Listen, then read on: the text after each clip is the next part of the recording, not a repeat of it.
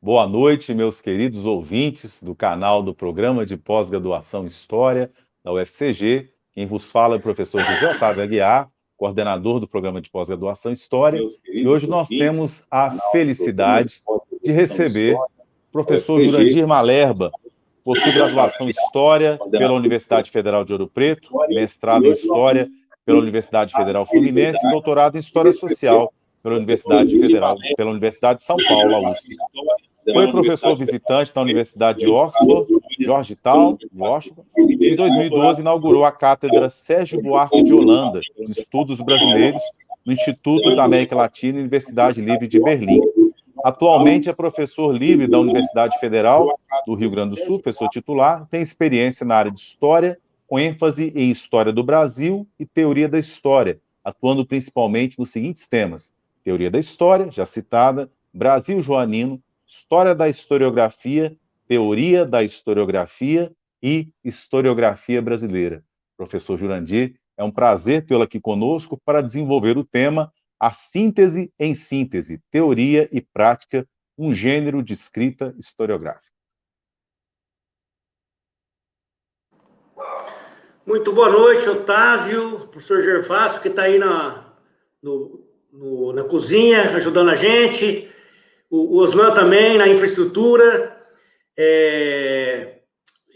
Muito obrigado pelo convite, em primeiro lugar, né? É uma grande honra, um grande prazer estar aqui com vocês. Espero poder fazer uma apresentação que não seja muito enfadonha. Eu comentava agora com o Otávio que quando o Jussiene me fez o convite, eu falei de um tema que acabou sendo muito teórico, então ele é meio arredio a uma apresentação mais lúdica, com fontes e tal. Então, eu sugiro o seguinte, faz de conta que é um podcast, não precisa ficar olhando para minha cara, aumenta o volume, põe um foninho e vai fazer uma faxina, e aí só escuta, que a viagem vai ser para ser em áudio, certo? O vídeo importa menos hoje.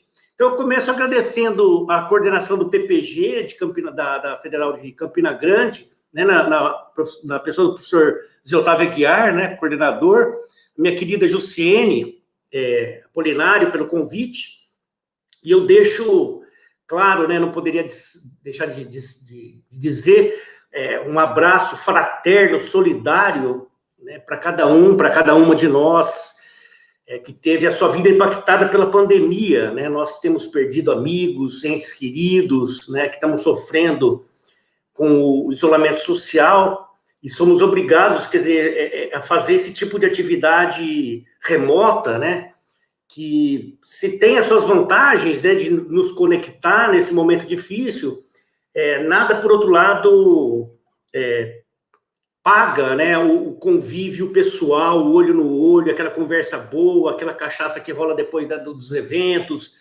o bate-papo com os alunos e com as alunas, e espero a gente poder fazer isso rápido.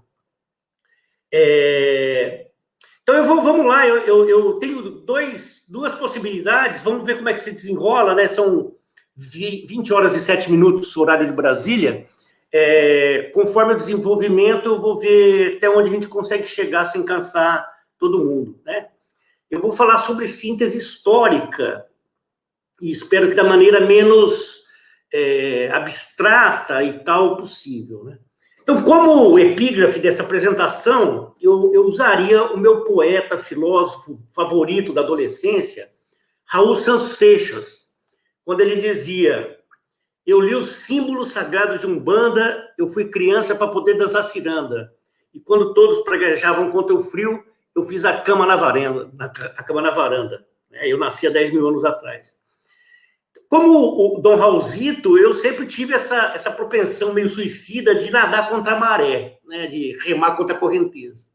Então, hoje eu vou tratar desse tópico, onde essa minha inclinação de caráter pessoal aparece de novo, né, e se renova fortemente. Eu vou falar um pouco de síntese histórica. Hoje a síntese está meio démodé, né, está fora de moda. Com aquele atraso protocolar de 2, 3 décadas, o veto à síntese chegou de fora, sobretudo dos Estados Unidos, chegou ao Brasil no começo dos anos 2010. Né? Nessa época, rolou um lampejo de discussão aqui no Brasil, reiterando a decretação que já tinha sido feita lá nos anos 80 nos Estados Unidos, do fim das sínteses, né, da impossibilidade de se escrever sínteses, até mesmo da desonestidade intelectual de se fazer uma síntese histórica.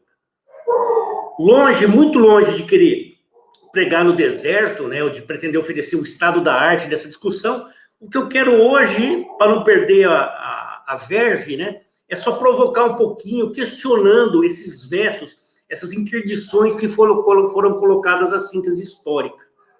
Ao contrário, eu vou defender a síntese histórica, e vou defender dentro de um contexto que tem a ver com um dos eixos da história pública, que a gente vem trabalhando nela também, né, da história engajada em disputar narrativas, ao mesmo tempo em que a gente vai buscando uma ampliação da audiência. Não sei se vocês estão escutando, mas tem uma cachorrada que está uivando aqui do lado. Eu tenho 7 cachorros, é um inferno. Coisas da vida tecnológica. Bom, mas eu não vou explorar muito esse item também, eu só vou evocar a questão da história pública, eu só vou evocar ela mais no final da minha fala. Então, a minha fala, a princípio, vai se dividir em 2 momentos. Um primeiro, que é mais teórico historiográfico, né, quando eu vou procurar historicizar esse declínio do prestígio da síntese histórica, e depois eu vou acrescentar essa abordagem mais teórica, uma experiência concreta, né, apresentando rapidinho alguns aspectos de uma prática recente que eu tive de escrita nesse gênero da síntese histórica. Né? Então, uma discussão teórico-historiográfica e uma discussão sobre essa experiência de pesquisa. Não é o caso aqui da gente voltar lá para as primeiras tentativas modernas de síntese, né, que remontam às Feldgeschichte, né, as histórias universais do final do século XVIII. Ainda que essas histórias filosóficas fossem abstrações sem qualquer lastro empírico, elas procuravam restituir o sentido da humanidade por meio de uma síntese. Essas histórias mundiais ou histórias universais, como se chamavam, né?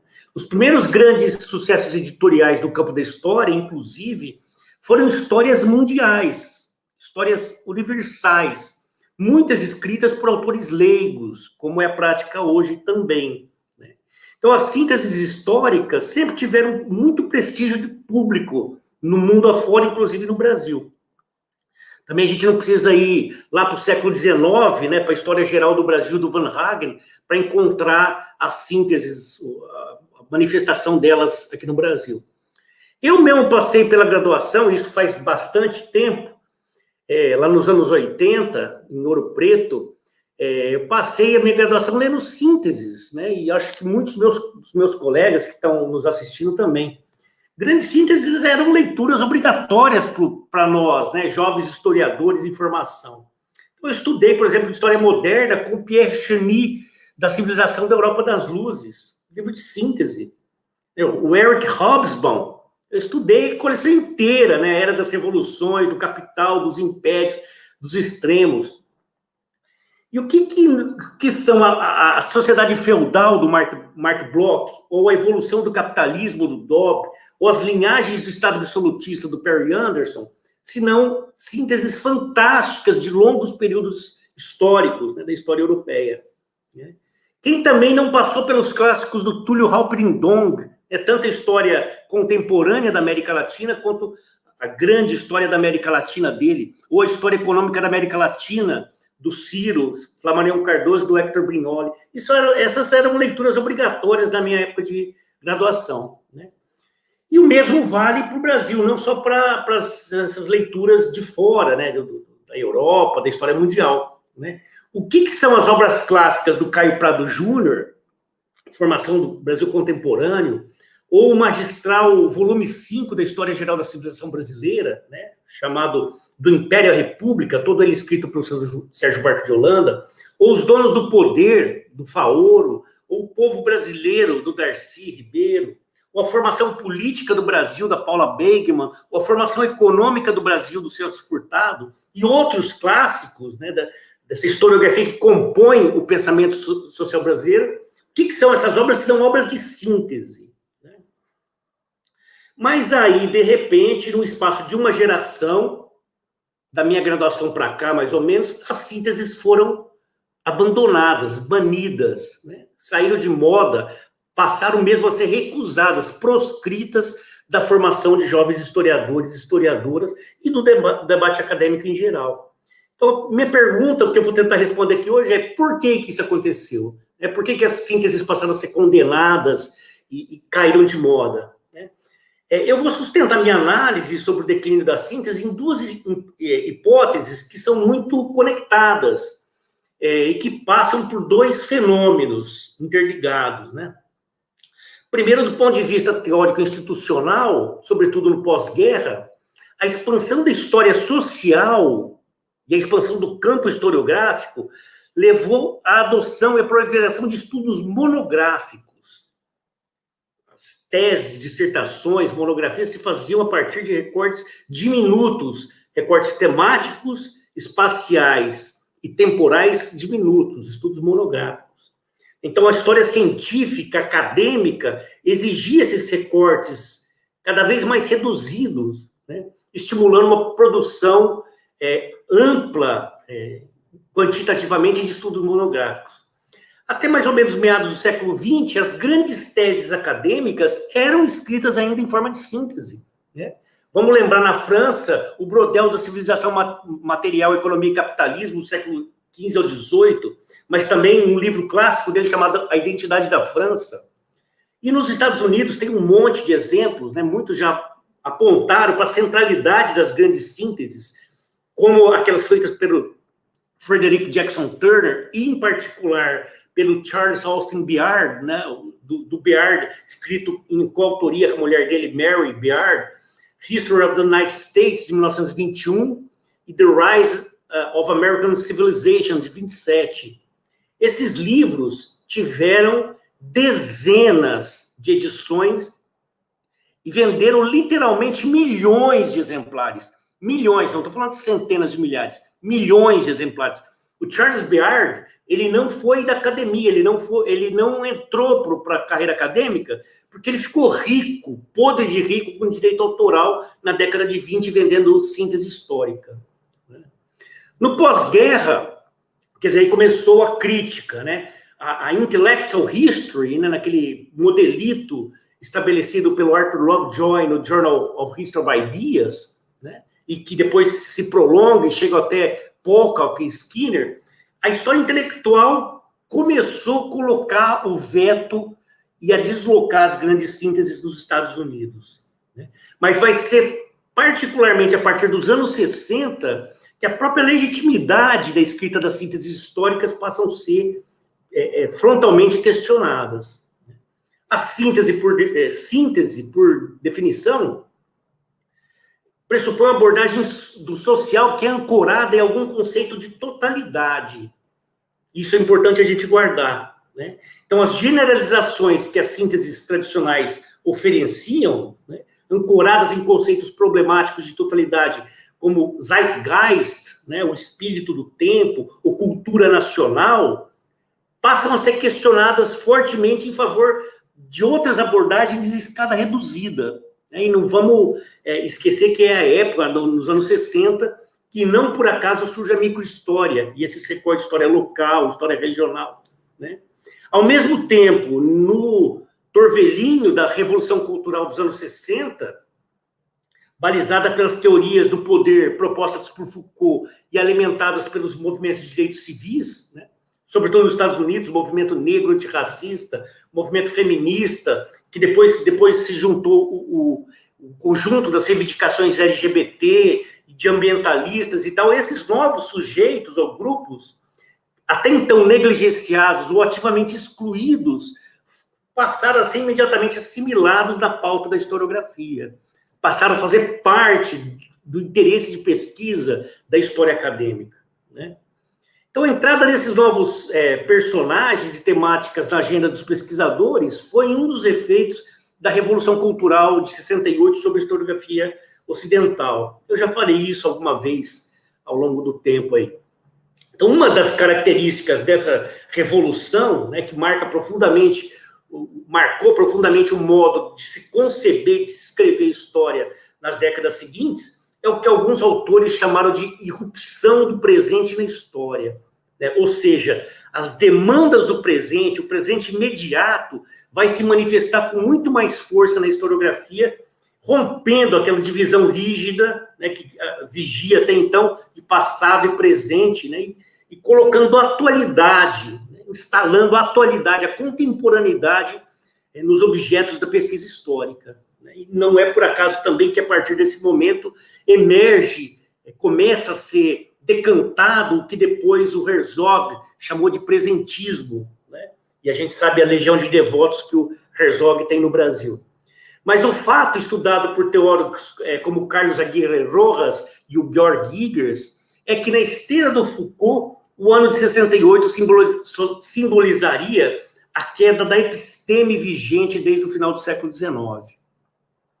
Então, do ponto de vista da institucionalização dos lugares de produção do conhecimento histórico, essa nova episteme sustentada pelo Foucault se caracteriza pela compartimentalização dos saberes disciplinares, né? Cada um na sua caixinha. Né? Hoje em dia, muitos estão clamando por uma indisciplinarização da história. Né? Então, os saberes são parcelados, atomizados e baseados na radical especialização, né? Se renegando, então, relevância às estruturas sociais ou qualquer corte abordável, teoricamente, como uma totalidade de sentido. A ideia de fragmentação do social. O social se fragmenta, não existe mais uma ideia de totalidade, e o estudo acadêmico passa a colocar o foco nesses fragmentos. Então, esse movimento claramente visível no cenário historiográfico europeu e americano implicou numa variedade de histórias, né, que surgiram a partir dos anos 70, sobretudo, aquilo que o Doss chama de história em migalhas, né, a ponto de muitos reclamarem a impossibilidade e mesmo interdição à escrita de qualquer empreendimento de caráter sintético, né? Por exemplo, como as histórias nacionais. E não foi sem alguma ironia, né, que a perspectiva nacional cadenciou o ritmo da produção de história a que os historiadores e historiadoras começaram a se dedicar a partir dos anos 70. Então, a partir dos anos 70, a gente tem histórias de trabalhadores, seja nas fábricas, nas comunidades ou no ambiente privado. Né? História das mulheres, da vida privada, tanto no espaço público e privado, assim como as relações de gênero. Isso dentro da história social, eu estou dizendo. Né? História de afrodescendentes, seja na escravidão, no pós-abolição. A história do que a gente pode chamar dos deslocados da história, né? Judeus, japoneses, chineses, árabes e outras minorias étnicas migradas. Ou ainda sujeitos que estão nas fímbrias ou às margens da sociedade letrada industrial. As prostitutas, loucos, bruxas e assim sucessivamente. Então, a gente vê como é que o foco que era voltado para uma perspectiva totalizante das estruturas e tal, de repente se volatiliza, né, essa pluralidade de sujeitos e temas. Né? Então, esse movimento foi tão forte a ponto de não poucos especialistas considerarem que as histórias nacionais, por exemplo, tinham desaparecido no começo dos anos 80, no vácuo dos estudos monográficos altamente especializados sobre esses grupos que eu mencionei agora há pouco. Como no Brasil, esse movimento de especialização, e aqui é muito claro entre nós também, coincide com a expansão do campo profissional historiográfico por meio da oferta crescente de programas de pós-graduação. Tem muitos estudos do Carlos Fico, do Ronald Polito, a Cláudia Wasserman publicou com o Fico agora um artigo recentemente, fazendo esse balanço. Então, esse movimento de especialização coincide com a expansão do campo por meio da oferta dos programas de pós e a consequente expansão sem precedentes do número de profissionais de história. A gente tem cada vez mais doutores sendo desovados no mercado de trabalho a cada ano. Isso é tão forte a ponto de alguns mais céticos, como o meu colega Fernando Nicolás ou o Matheus Pereira, lá da UFOP, decretarem o fim da era das sínteses históricas aqui também, como aconteceu no exterior. Né? Falou, síntese já era, que só é... Né? Então, a vertiginosa especialização derivou, em parte, né, e eu vou buscar construir uma hipótese, do impacto da história social que fundia esse foco baseado em grupos específicos com compromissos e pautas ideológicas de movimentos sociais de classe identitários, não exclusivamente acadêmicos. Né? Então, nessa abordagem e nos padrões de escrita que são afeitos a ela, a integração de tantas histórias particulares em algum tipo de síntese se tornou mais do que complexa, se tornou indesejável. Ironicamente, não foram os historiadores mais tradicionais que levantaram críticas a essa nova história social que era crivada de sujeitos e demandas, mas sim os praticantes dessa nova história que começaram já nos anos 80 a reclamar propostas que fossem capazes de reintegrar numa mesma abordagem marcadores de classe, étnicos, raciais, de gênero, ambientalistas e assim sucessivamente. Né? Nos Estados Unidos, né, exatos 40 anos, em 1981, num artigo chamado The Missing Synthesis, Whatever Happened to History, a síntese perdida, o que aconteceu com a história, foi publicado na revista The Nation. O historiador social Herbert Gutmann, traduzido no Brasil, inclusive, questionava a esconjuração das grandes sínteses e clamava em favor de uma história social inclusiva, né? Hoje talvez se diria interseccional, capaz de pensar a história como uma totalidade e, ao mesmo tempo, de reconhecer esses cortes de classe, étnico, racial, de gênero e assim sucessivamente. Estamos indo aí? O debate entre aqueles como Gutmann ou Thomas Bender, que é outro teórico que advogava em favor da síntese, para quem não se deveria abrir mão da síntese, e os seus opositores, né, esse debate, né, girou em torno de uma questão colocada pelos críticos da síntese, que sustentam que ela não só não é possível, como ela é deletéria, em função da alegada perda de rigor acadêmico da síntese.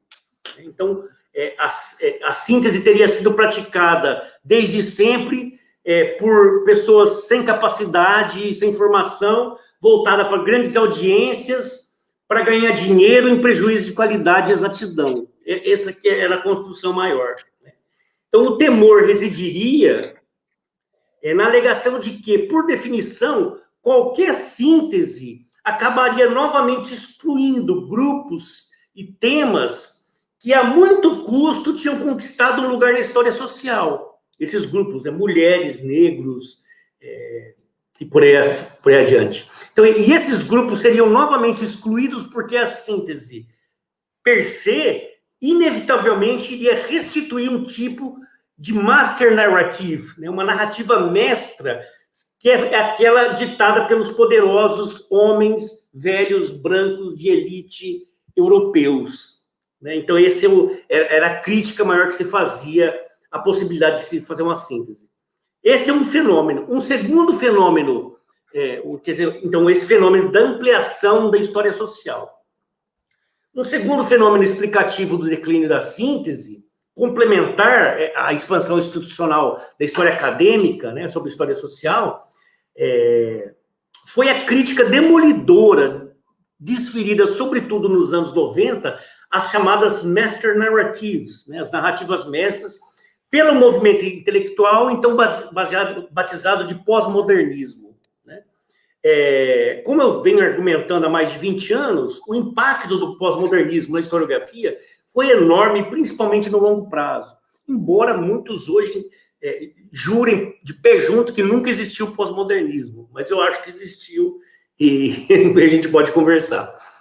Então, nas premissas sintetizadas num livro canônico do Jean-François Lyotard, né, publicado originalmente em 1779, chamada Condição Pós-Moderna, segundo as premissas dele, o pós-modernismo basicamente sustenta a proposição de que, a partir da Segunda Guerra Mundial, a sociedade ocidental saiu de uma era moderna, né, basicamente analógica, industrial e nacional, para uma era pós-moderna, digital, pós-industrial e global. E essa era pós-moderna se caracterizaria filosoficamente pelo repúdio à herança da ilustração, particularmente da crença na razão e no progresso, e por uma insuperável incredulidade nas grandes narrativas, né? Porque essas grandes narrativas, com as quais a gente se acostumou ao longo da modernidade, imporiam uma direção e um sentido à história, em particular a noção de que a história humana é um processo de emancipação universal, né?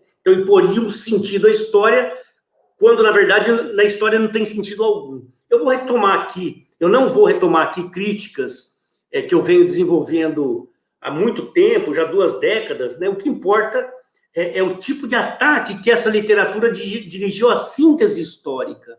Por suposto que ela não é unívoca, ela varia imenso, mas eu vou mostrar um caso típico, só para reforçar o meu argumento de crítica formulada por esses historiadores pós-modernos, que no caso que eu vou trazer, do Robert Berkhofer Jr., foi um historiador de muito prestígio, morreu recentemente, e que eu também já estudei em outros momentos, né? Ele tem um livro muito badalado nos Estados Unidos, de 1995, chamado Beyond the Great History, History as Text and Discourse, né? Para além da grande história, a história como texto e discurso, onde o Berkhofer lida com essas questões, convocando os historiadores a reconhecerem a linguagem como o único e último elemento criador da narrativa histórica.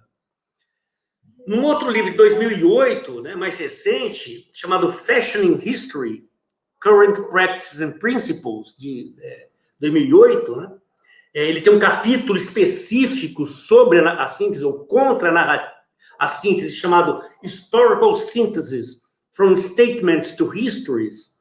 E nesse capítulo ele reitera sua crença nos fundamentos epistemológicos pós-modernos.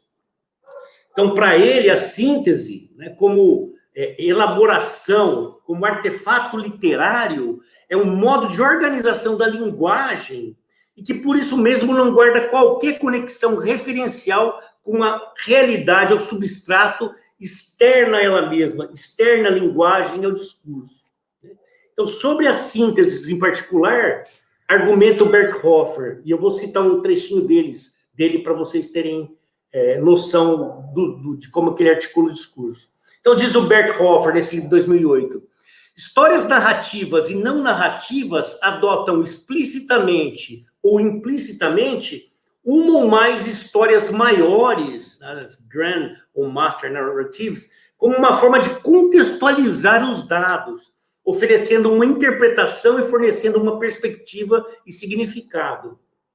Elas são denominadas, essas narrativas, diversamente na nossa profissão, de grand narrative, né, grande narrativa, ou master narrative, ou narrativa dominante, ou narrativa governante, se essas narrativas são explícitas, diz ele. E metas narrativas ou meta-histórias, puxando do Hayden White, se elas são implícitas. Todos esses tipos de master narratives oferecem um contexto necessário para organizar o assunto e a forma das sínteses históricas individuais. O avanço da liberdade e da democracia ocidentais, esses são grandes eixos organizadores, né, das sínteses, segundo ele, o avanço da liberdade e da democracia ocidental, a luta das massas contra as elites, a luta de classes, né, e a iminência do apocalipse ecológico são apenas algumas entre muitas narrativas mestras que dão esse contexto. Sua verdade mais ampla não depende tanto de evidências quanto da perspectiva e dos valores do historiador compartilhado com o seu público. Essa é a ideia do Berkhofer Jr. Enfim, esse é um esboço que eu trouxe para vocês muito rasteiro, muito impressionista, de como e por que as sínteses caíram em descrédito mundo afora nas últimas décadas, né? Principalmente a partir dos Estados Unidos e dali para o mundo. Então, pela emergência dos novos sujeitos e temáticas nos campos político e acadêmico, que, se por um lado lograram ampliar as próprias fronteiras da história social, por outro, refutaram a síntese pela alegada impossibilidade dela contemplar tantos sujeitos e demandas. Né? Com o surgimento e a entrada na discussão de tantos sujeitos e demandas, as sínteses não seriam capazes de dar conta de fazer um balanço inclusivo. Né? Isso por um lado.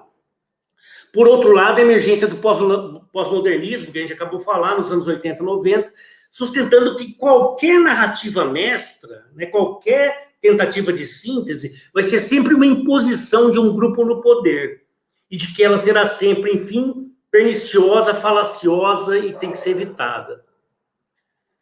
Um dia, se eu tiver saúde e disposição, talvez eu me dê ao trabalho de contestar teoricamente essas postulações. Um argumento seria de que a síntese é um procedimento cognitivo por meio da narrativa que não só está presente em qualquer assertiva ou em qualquer formato histórico, mas que é mesmo uma ferramenta imprescindível e que nós praticamos o tempo inteiro. Mesmo os que renegam a síntese usam desse instrumento cognitivo o tempo inteiro.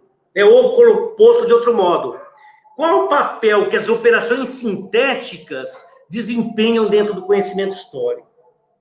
Com que estratégias de síntese narrativa nós, historiadores, contamos? Mas o fato é que, sem o recurso da síntese, não se escreve história. Aquilo que o Polveni falava, de a gente conseguir fazer caber um século numa página, né? Isso é um exercício de síntese. Né? Pensem num conceito, né? Os conceitos são a fórmula máxima da síntese e a gente manuseia o tempo inteiro. Mas não é o caso, quer dizer, eu não vou fazer nenhuma digressão teórica mais aprofundada aqui hoje. Não se trata mais da gente discutir se é possível escrever sínteses ou não. As questões que eu quero mobilizar hoje são de outra natureza. Né? Basta argumentar que nós precisamos de síntese, apenas porque elas sempre continuaram e continuam sendo feitas, independentemente de quem as faça. Eu comentei no início que a síntese histórica atende a alguns postulados da história pública. Também não vou aqui verticalizar nesse conceito, mas só lembrar que ele propõe uma chamada aos profissionais de história a irem além dos lugares institucionais de ação, né? Irem além da escola e da academia, do ensino e da pesquisa, para a gente intervir no debate público por todos os meios, né? Sejam eles museus, arquivos, arte pop, produção audiovisual, produção de conteúdo na internet, divulgação científica, intervenção no tecido urbano, posicionamento nos debates da esfera pública a partir da nossa expertise como historiadores, historiadoras e por aí afora. Né? Eu acabei de lançar um livro com meu amigo Benito Schmidt, chamado Fazendo História Pública, que são relatos de experiência de intervenção de historiadores e historiadoras nessa modalidade, né? Muito interessantes. E acabou de sair em 2021, saiu pela Mil Fontes. Né? Mas, além todos esses meios que eu elenquei aqui nesse arrobo, né, eu ainda dou destaque para uma outra modalidade, que é a escrita da história para grandes audiências. Como uma modalidade de história pública, um meio da história pública. Escrever para atingir um público grande.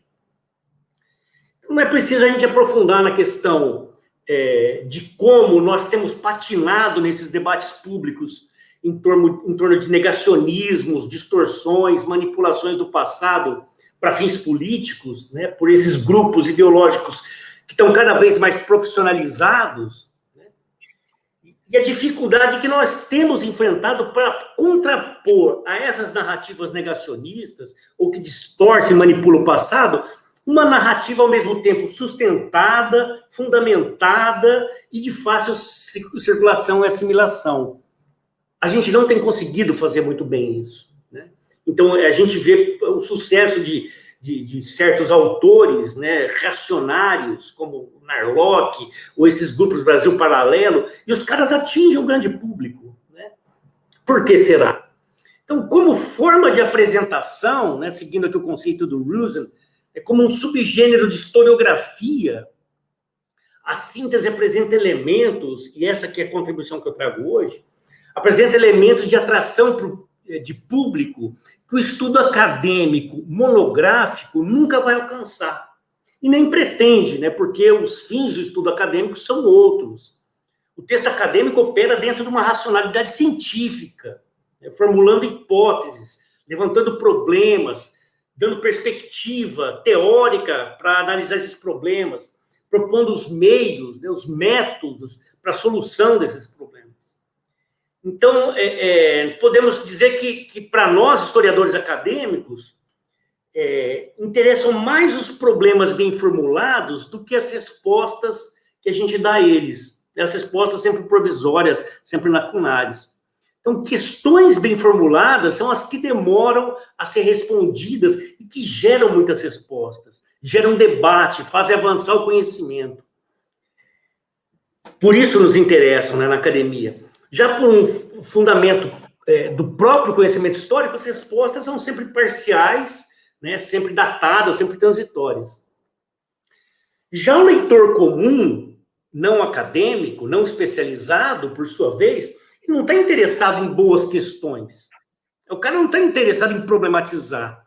Ele quer, ao mesmo tempo, um texto ágil, bem escrito, que gere fruição, que gere prazer e que seja agradável, que seja envolvente e que, basicamente, apresente respostas prontas, soluções facilmente acessíveis para os problemas que o levaram àquela leitura, né? Ou que levante boas questões e apresente boas soluções para essas questões, né? E é isso justamente o que a síntese histórica pode oferecer. Quando ela é bem feita, ela tende a deixar o menor número de pontas soltas, de problemas sem explicação. Eu acredito que a síntese ainda pode desempenhar um papel fundamental dentro da academia, né? Como ela já fez, como eu falei no início da minha própria experiência, para a formação dos profissionais, dos estudantes, como foi na minha geração. Mas, para além disso, o ponto central aqui hoje é que as sínteses históricas, muitas vezes teoricamente pueris e ideologicamente perversas, essas sínteses continuam sendo feitas e consumidas, independentemente se nós, profissionais da história, estamos fazendo ou não. A nossa revelia, né? A nossa revelia dos historiadores de ofício, né? E elas estão sendo feitas por não especialistas para fins principalmente econômicos, para ganhar dinheiro, né? Quando não por interesses ideológicos também. E, não obstante, elas vêm constituindo uma cultura histórica, né, que a gente questiona o tempo inteiro, por ser mal elaborada, cheia de vícios de produção, de interpretação, mesmo de erros factuais, né? E essas narrativas estão sendo consumidas pelo grande público em massa. As tiragens são enormes, né? Eu fiz um breve levantamento de obras de síntese no Brasil, né? Umas 30 obras só nos últimos 20 anos, mas para não carregar a fala aqui hoje, eu vou pular essa parte. Eu falo dos Peninha e de outras sínteses, tem um monte, né? Mas para eu poder discorrer um pouco mais sobre aquela experiência que eu tive de escrever história, uma obra de síntese, né? Então eu vou deixar, se for o caso, eu falo depois ou em outra oportunidade, dessa produção massiva de história, de sínteses históricas, de grande sucesso editorial, né?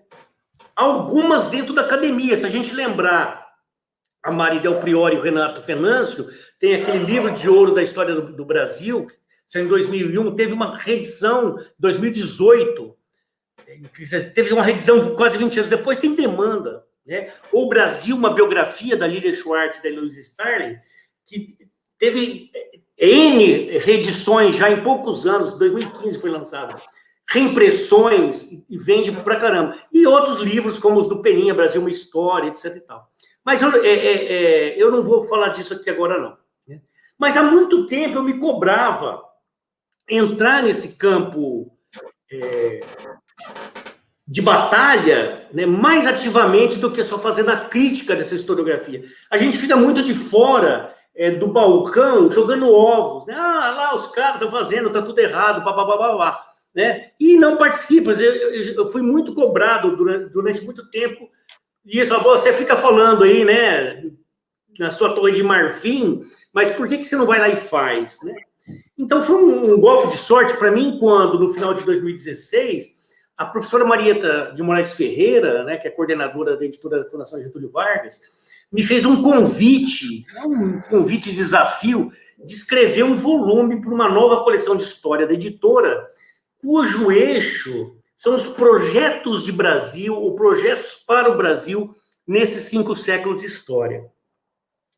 E aí eu escrevi o primeiro volume dessa coleção, que acabou de sair agora em dezembro do ano passado, né?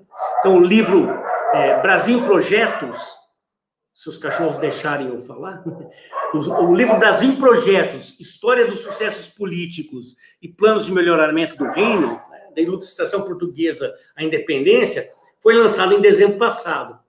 Antes de eu apresentar as minhas estratégias de escrita, né, que é isso que interessa, dessa síntese, eu vou fazer uma breve apresentação, uma síntese da síntese, né, para mostrar o livro para vocês, né, que eu quero acreditar vão ser consumidores vorazes desse livro, né?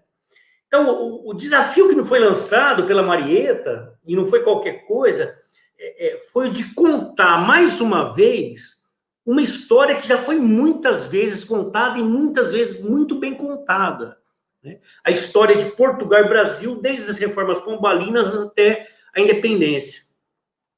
Eu me coloquei como objetivo, né, latente, iluminar os projetos que os governantes do período formularam para o Brasil, né, que era a cornucópia, né, a vaca de dividir as tetas, né, que era o território brasileiro. Num primeiro momento, os projetos voltados, o Brasil entendido como domínio colonial e depois como potencialmente um país independente. As fontes básicas que eu usei são os escritos de alguns dos maiores expoentes do que se chamou de reformismo ilustrado português, né? Os herdeiros intelectuais do Sebastião José de Carvalho e Melo, né, o Marquês de Pombal, o poderoso primeiro-ministro Dom José I, que depois de 1750 começou um contundente programa de reestruturação do Estado português com o objetivo de alavancar o reino para o nível competitivo das outras potências imperiais, né? A partir da crise, né, da extração do ouro, né, as minas se esgotaram e Portugal entrou em decadência. Aí os caras falaram, olha, e começou uma guerra constante lá. Você fala, como é que a gente vai sair dessa merda, né? Portugal é um império decadente. A gente vai ter que racionalizar a exploração das colônias. As colônias não, né, da América Portuguesa, porque esse território correspondia a 85% do comércio de compra e venda, de entrada e saída em Portugal, vinha do Brasil, o resto do império não era nada, né? Então os caras começaram a pensar como reintegrar o Brasil no Império Português. Então eu dividi o livro em 3 partes.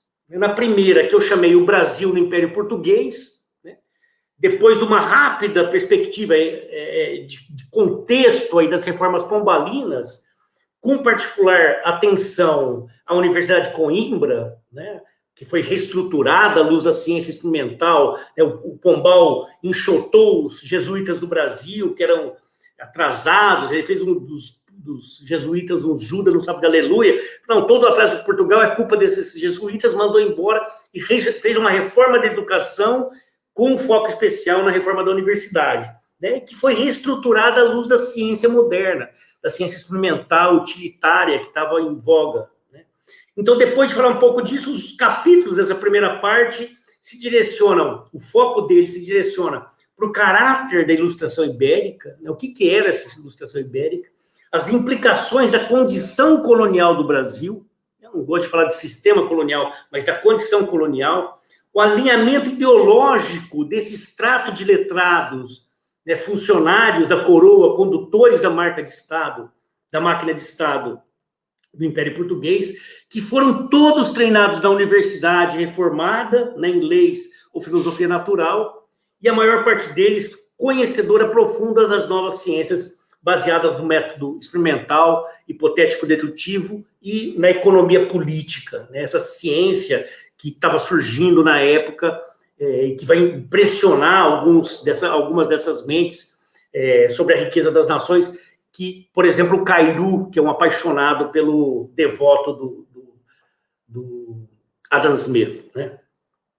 Então, essa primeira parte se encerra com análise de dois, quer dizer, eu faço uma contextualização, uma síntese, e termina essa primeira parte com a análise de dois importantes e debatidos reformadores do final do século XVIII e começo do século seguinte. O Dom Rodrigo de Souza Coutinho, né, que era o cabeção, que era o mentor intelectual deles todos, né, que estava lá no alto escalão da administração imperial, né, braço forte do Estado, e o outro cara que eu estudo é o Bispo Azeredo Coutinho, né, representante da classe dos grandes plantadores coloniais, né, agricultores, né, muito mais isso do que pastor de almas. Ele era, na verdade, um cara defendendo os interesses da classe plantadora, né, o Azeredo Coutinho. Então, se os planos e sistema desses dois conduzem a narrativa, eles são colocados em diálogo permanente com outros ilustrados da época, como Luiz dos Santos Vilhena, João Rodrigues de Brito, Francisco Soares Franco, né? Todos eles achavam que era importante zelar pelo Brasil, né? Entendido como a grande joia do escrínio, né? Como disse como é que chama, o autor Dom João VI Oliveira Lima, né? A fonte de riqueza e majestade da coroa portuguesa. Essa é a primeira parte, né? Uma parte de contextualização, uma parte de análise dos projetos. Na segunda parte, o Império Português do Brasil, aí tem as guerras napoleônicas e a corte vem para cá e o príncipe regente vem para cá, e esse é o contexto da segunda parte, né? Então, o enredo segue com a transferência da corte para o Brasil em 1807 e 1808, né, na virada, desdobramento da Guerra Continental, né, decorrente da expansão napoleônica pela Europa, a guerra entre França e Inglaterra, que derrubou a maioria das casas dinásticas europeias, né? Então, esse acontecimento singular na história das monarquias europeias foi decisivo para o sucesso, para os acontecimentos que desaguariam 13 anos depois na separação de Portugal do Brasil, né? A independência, porque promoveu a aproximação do príncipe regente, da coroa, que foi aclamado rei no Rio de Janeiro em 1818, se aproximou Dom João dos altos estratos, dos homens ricos, basicamente traficantes de escravos, né? Ricos plantadores, que formavam esses estratos superiores da sociedade local. E essa aproximação regulada pela lógica, pela sintaxe de uma corte europeia de antigo regime. Isso tudo está trabalhado nos capítulos dessa segunda parte, né? Então, depois de analisar o protagonismo do Dom João nos caminhos do Império, nesse quadrante histórico, o cara que eu estudei como formulador de projetos para o Brasil foi o Silva Lisboa, o Cairu, né? A última parte, na parte final do livro, da colônia portuguesa e Império do Brasil, oferece perspectivas do projeto da independência brasileira, né? Olhares sobre a independência. Primeiro, eu faço um panorama das questões implicadas, dos personagens históricos implicados, seguido por uma análise do assentamento das Cortes Gerais Extraordinárias da nação portuguesa, né, depois da Revolução do Porto em 1820, os embates calorosos que aconteceram nas Cortes e as repercussões que tiveram no Brasil, que são fundamentais para explicar a independência, centrais no entendimento dessa ruptura política. Então, essa terceira parte, se conclui com tratos a um dos mais polêmicos personagens da história da independência, que é o José Bonifácio de Andrade e Silva, a sua trajetória, a formação, etc., e, sobretudo, os planos ousados que ele formulou para o país, né? Primeiro para a regeneração do reino português e depois para o país novo que rebentava nas mãos dele, né? Bom, então isso é a estrutura da obra. O que eu vou fazer agora para finalizar e eu acho que a gente vai ficar dentro do tempo, que bonitinho, menos de 1 hora. Me interessa, então, só destacar, reforçando, né, que as sínteses estão sendo feitas, tanto é assim que, quer dizer, os leigos estão fazendo e vendendo muito, e eu mesmo fiz uma síntese, isso é uma prova de que elas podem ser feitas, né? E me importa agora pensar as estratégias teóricas que eu usei para compor essa síntese. Os artifícios que eu usei para compor essa síntese. Então, em primeiro lugar, eu procurei definir um claro eixo narrativo. E esse eixo narrativo é o do fazer-se de uma classe social, né? Na história da class-making do Thompson. Uma classe senhorial saída da costela dos colonizadores portugueses. É uma classe de súditos portugueses da coroa, envolvidos na administração colonial, que ao longo dos 3 primeiros séculos foi se percebendo como um segmento social distinto no território, a partir de afinidades de interesse entre si, né, entre seus membros, os membros dessa classe, particularmente voltados para a extração vegetal e depois para a exploração colonial da agricultura tropical, a mineração do ouro e pedras preciosas e o comércio colonial, né, com destaque para o tráfico de escravos africanos. Esses interesses aproximaram essas pessoas. E essa aproximação se deu de várias formas, desde nomeações até enlaces matrimoniais, etc. e tal. E também foram percebendo afinidades a partir de conflitos de interesses que esses membros dessa classe tinham em relação à maioria da população do Brasil, que era o Brasil na época, uma população de escravizados, né, africanos, indígenas, piratas, contrabandistas, e a partir da segunda metade do século XVIII, conflito com a própria coroa portuguesa, né, que começou a arrochar a fiscalidade. Então, vamos lembrar das sedições que houve no Brasil, em Confidência Mineira, os alfaiates lá na Bahia, a conjura lá do Rio de Janeiro. Os caras, na verdade, principalmente em Confidência Mineira, eram portugueses, membros da administração colonial, que não aceitavam o aperto no fisco, né, a derrama. Os caras não aguentaram. Então, eles começaram a se aproximar, essa classe, né? E essa classe, sobretudo da segunda metade do século XVIII, que coincide com essa produção de projetos para o Brasil, essa classe foi a fiadora do processo de independência. A gente pode falar sobre isso também. Comprem o livro. O livro é muito legal. Então, essa é a definição de um eixo narrativo, a primeira estratégia. A segunda estratégia, né? Para desenvolver esse enredo, eu construí a estrutura do livro, que eu dividi em 3 partes. As 3 partes que eu descrevi agora para vocês, né? E aonde se alocam 17 capítulos. Os capítulos são curtinhos, em média 15 páginas, há muito poucas notas reflexivas ou explicativas, né? A maioria das notas são de referências bibliográficas ou de fontes. Então, para falar disso aqui, eu bebia, lia lá, o debate se passa assim, assado, jogo para o leitor que estiver interessado em aprofundar, né? E, sobretudo, eu usei as notas do fim. Alguns reclamaram, a gente tem, né, na academia, o hábito de ler com nota de rodapé, acha um saco abrir no final. Mas até pensando no público leitor potencial do livro, do grande público, fica ali. A minha mãe falou assim, eu não vou ler as notas. Eu falei, tudo bom, mãe, não precisa ler as notas, não tem problema nenhum. Não vai perder nada, pega a narrativa e lê, né? E depois do livro tem um índice onomástico, né? Então, esse é o segundo... A estrutura do livro é a segunda estratégia narrativa. Capítulos curtos, narrativa que flui, né? A terceira estratégia narrativa, a construção do livro, diz respeito ao que o Hayden White chama de emplotment, né? A construção do enredo, que foi construído em torno do eixo da constituição da classe senhorial, como eu falei para vocês, mas que foi alternando síntese e análise, seguindo um fio cronológico.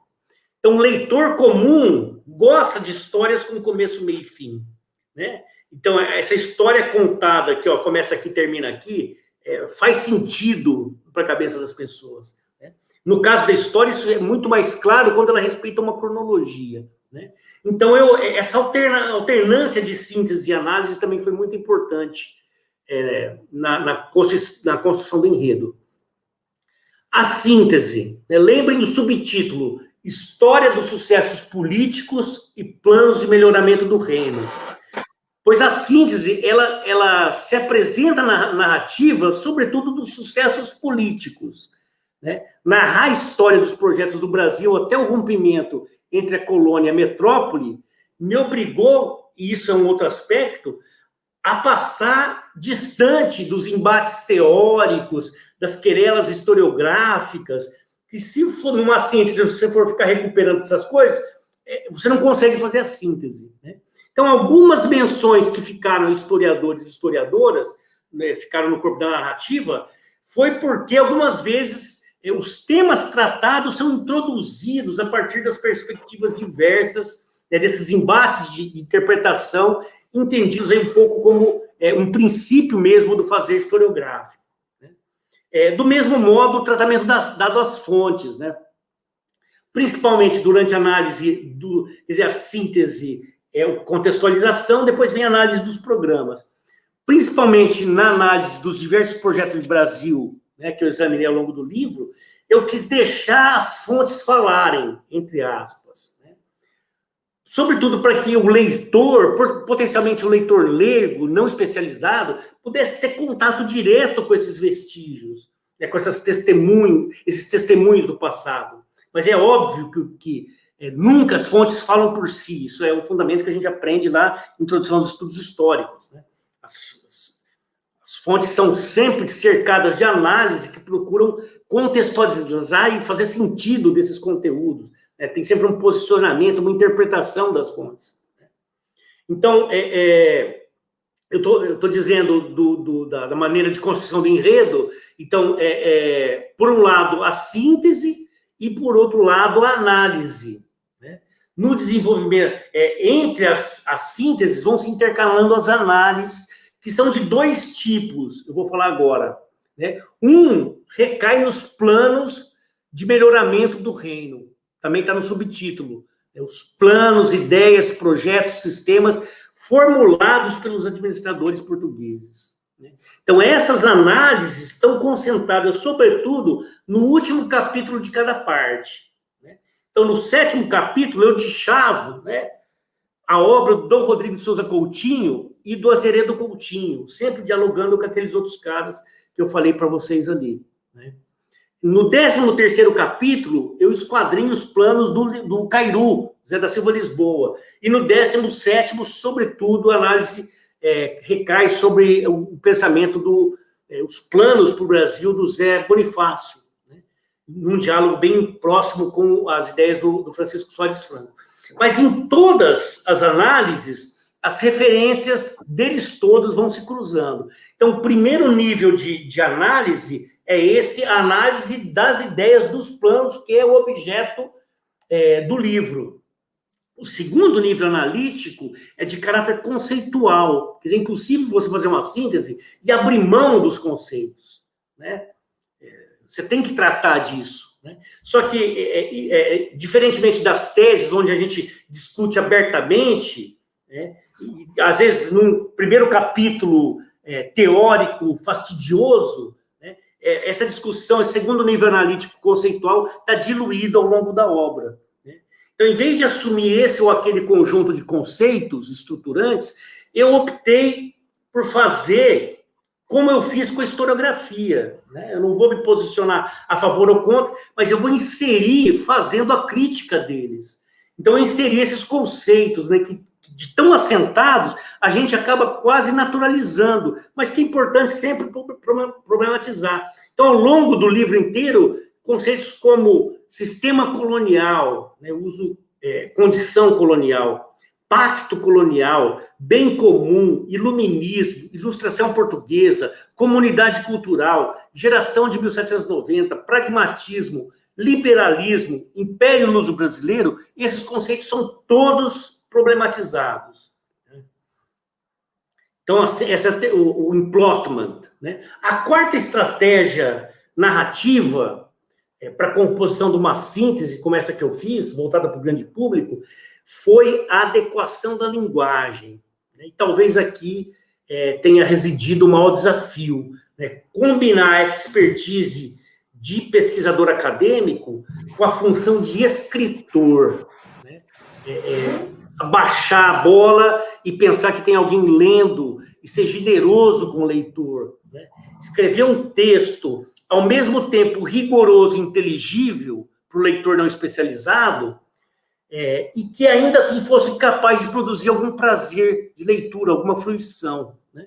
Então, fazer isso ao mesmo tempo, sem recursos apelativos, né? Como inserir componentes factuais exóticos, bizarros, né? Porque o Dom Pedro, na independência, estava com dor de barriga, foi fazer cocô atrás do matinho, ou não sei o preço que você comprava um escravo na época, você comprava um Fusca, não sei quando, essas anacronias, né? Então, a minha intenção foi de produzir um texto prazeroso e inteligível, mas sem nunca menosprezar o leitor, né? Ao contrário, sempre exigindo algum esforço desse leitor, de modo que a leitura pudesse vir a proporcionar algum crescimento intelectual para esse cara que se deu o trabalho de comprar meu livro, né? E, por fim, já concluindo, né, para bater na 1 hora certinho, eu ressalto o cuidado editorial, uma quinta estratégia do livro, que não se encerra no texto, né? É o cuidado editorial que a gente teve com os chamados paratextos, né?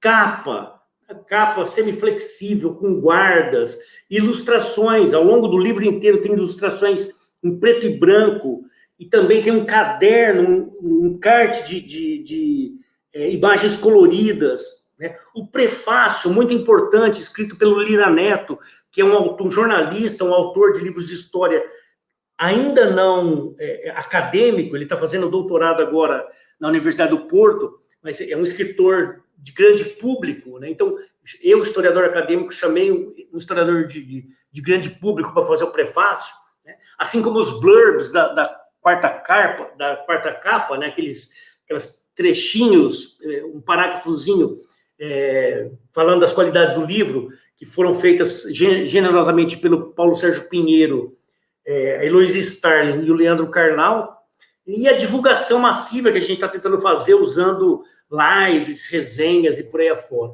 Então, essas são as cinco estratégias básicas para a produção desse livro, né? É lógico, gente, que eu não estou dizendo assim, ó, largue o que você está fazendo aí agora e vai escrever uma síntese.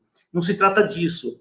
Eu estou dizendo assim, olha, a síntese é importante, ela tem um papel a cumprir, sobretudo para a gente conseguir chegar ao público não especializado, né? E é lógico que para escrever uma síntese, isso demanda uma certa estrada, né? Um tempo um acúmulo, um patrimônio de referências, etc. Eu escrevi um livro sobre alguma coisa que eu estudo há 30 anos, né? Comecei lá em 92, 29 anos, que eu comecei a estudar ilustração portuguesa, período joanino e independência. Então, não ousaria, por exemplo, fazer uma síntese sobre o século XX, no tempo que eu fiz essa, por exemplo, né? Então, para encerrar, né, se fosse para concluir alguma coisa, eu diria que as sínteses, sim, são um gênero historiográfico válido, legítimo, importante, factível, né, e que, dadas as circunstâncias contemporâneas que a gente vive, disputas narrativas da história, né, por todas as razões que eu procurei argumentar, eu acredito que nós, historiadores profissionais, né, sobretudo os de maior quilometragem, a gente tem que militar e tem que explorar esse formato. 1 hora. Deu para mim. Excelente, Jurandir. Várias provocações maravilhosas, né? Eu vou fazer um comentário sobre as coisas que você falou, para a gente abrir a conversa, né? Vou fugir à tentação de comentar sobre a história do Brasil Império, sobre essas fontes, todas elas que eu trabalho também, que eu gosto tanto, sobre reformismo ilustrado, né? História natural, enfim, eu estou também em Portugal pesquisando essas coisas, né? Lá com Jussiene, que abriu essas perspectivas a partir dos acordos. Quando se falou em síntese, eu fiquei me lembrando das sínteses com as quais eu lido. Eu trabalho com história ambiental. Foi o que se seguiu aos meus trabalhos sobre Império. Pega um trabalho como Alfred Crosby, no final dos anos 1970, né? Imperialismo ecológico, né? A expansão biológica da Europa, 900, 1900. Esses livros norte-americanos de história ambiental pegam um diletante da historiografia, como o professor Clive Ponting, uma história verde do mundo, né? Ele pensa em queima de carbono, é uma coisa... Ou então, vamos pegar uma atual, Yuval Harari, né? Sapiens, autores que conseguem vender. Não obstante a polêmica das suas obras, eles conseguem um sucesso acadêmico interessante. E a historiografia norte-americana, boa parte dela, vamos pegar até a historiografia norte-americana, por exemplo, sobre o tema da China, né? Você pega aí o John King Fairback, a Merle Goldman, que foi scholar dele, né? China, uma nova história, né? Ou você pega alguma coisa sobre o mundo árabe, né? Albert Urani, uma história dos povos árabes, né? Esses autores, e eu estou falando aqui de uns 30 anos de historiografia, o Harari é o mais recente, né? Eles continuam investindo nisso, né? E é uma receita de sucesso. É o Brasil que, de certa forma, tem... Não só o Brasil, Portugal, parte da historiografia europeia, tem se afastado desse campo, né? Sim, a gente que circula um pouco e tal, vê que esse tipo de escrita sintética tem muita demanda de público, muita demanda. Eu estava, enquanto você falava, pensando não só nessas obras que são autorais, né, essas global history disso e daquilo, né, global history, tem até a história global da historiografia do Daniel Wolff. O cara pega o mundo inteiro, em todas as épocas, faz da Mesopotâmia até o Bitcoin, sei lá o quê. Mas tem as obras coletivas também, que trazem síntese. Estava lembrando das Cambridge History of, que são obras, né? Tem a Cambridge History of Latin America, organizada pelo Leslie Bethel, que a gente tem mais afinidade, foi traduzida no Brasil, mas os caras têm história da África, história da antiguidade, história de tudo, né? Eu mesmo acabei de escrever um artigo agora para uma nova, que vai sair, chamada Cambridge History of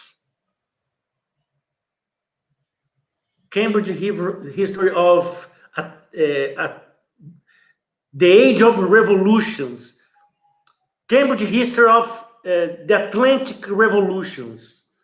Vai pegar Europa, América, Caribe, Brasil, nessa época das revoluções liberais. Então, isso é para grande público. Isso não é para... eles convidam historiadores acadêmicos e falam assim, olha, você vai usar nenhuma nota, eu não quero nota e quero 10 referências bibliográficas. Quer dizer, não é um livro voltado para o expert. O expert quer 35 mil referências de uma nota só, na primeira nota. Não, os caras querem, eu quero escrever, quero que você escreva para mim, trazendo toda a sua expertise, mas que seja legível, palatável, para um cara que não estuda isso. Para um acadêmico de outra área, ou para um cara que tem uma educação formal, mas que não seja historiador. Então, eu acho bizarro que... um pouco daquilo que eu apontei, né? Quer dizer, a historiografia brasileira, nas últimas 2, 3 décadas, muito inspirada por esses modismos estrangeiros que chegam aqui. Aí os caras decretam a morte disso, a morte daquilo, não faz mais assim que é feia, é demodê, e tal, e vamos para outra, e agora cada um com seu objetinho. Quer dizer, a gente acaba reproduzindo essa fragmentação e esse afastamento que é muito deletério. Quer dizer, é impossível a gente pensar saídas, não só para as questões acadêmicas, mas para as questões sociais, se a gente não pensar que nós estamos inseridos numa totalidade. O lugar, o tema mais propício para pensar isso é a questão ambiental, né? Nós estamos no mesmo barco. Não tem jeito. O pessoal está falando muito de antropoceno agora e tarará, por quê? Porque não tem jeito. Você olha, a história ambiental do Brasil. A Amazônia se nutre dos ventos que vêm do Saara e a coisinha do efeito borboleta. Então, quer dizer, existe uma integração, uma totalidade. Não dá para desprezar isso. Né? Vamos parar com essa idiosincrasia, essa coisa de ficar voltado para o umbiguinho, e o seu tema, e o seu... não que... quer dizer, você tem que ter a capacidade de pensar que existe a totalidade, mas você não tem que esgotar nada, né? Eu acho assim, o que aconteceu muito foi que formulações teóricas ancoradas nesses princípios de totalidade, como o marxismo, por exemplo, chegaram a impasses muito grandes. E aí o pessoal abandonou, falou, não, então não dá. Mas o negócio é superar os impasses e não abandonar o desafio, abandonar a questão. Totalidade. Por que é um tabu? A gente não pode mais falar de totalidade. Né? Então, meio nesse sentido, por que a gente não pode fazer síntese? Eu apresentei uma questão prática, falei, olha, nós não estamos fazendo, mas tem gente falando atrocidades, né? Tem história sensacionalista do Brasil, história para quem tem pressa, história do Brasil, assim, a gente não está cheio de prurido, não, mas essas histórias aqui a gente não pode fazer porque essas narrativas produzem silenciamentos e tal. Não, se eu não vou fazer, outro vai fazer pior do que... Se eu fizer, vai ter problema, o outro cara não tem compromisso nenhum com nada, né? Vai ser muito pior. Eu acho assim que a gente tem que ocupar esses espaços. Obrigado, Zé Otávio. Não Obrigado sei se eu respondi também. Muito bom. Professor Gervaso.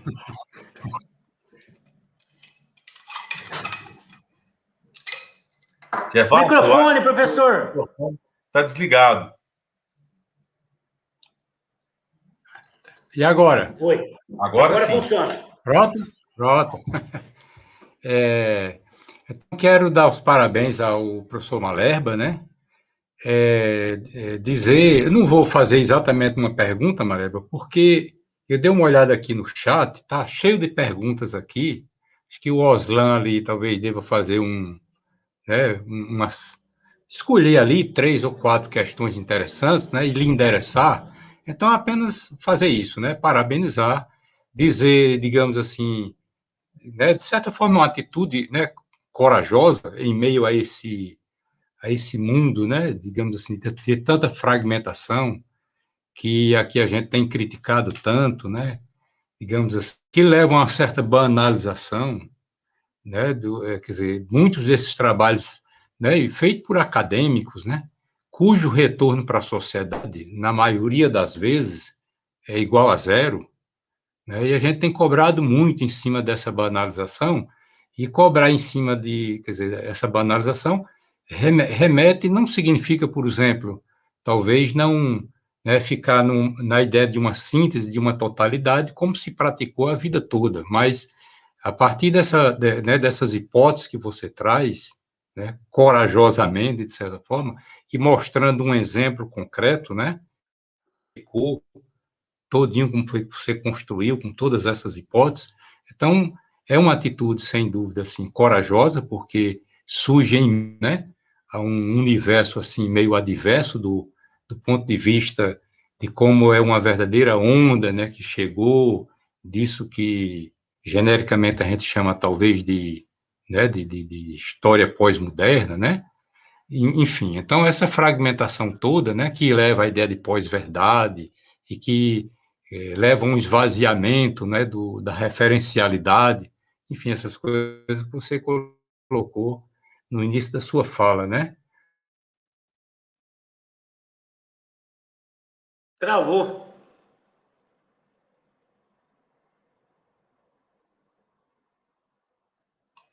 Gervásio? Deve ter travado, hein? Fatos não tem senão... Oi. Tá me ouvindo? Oi.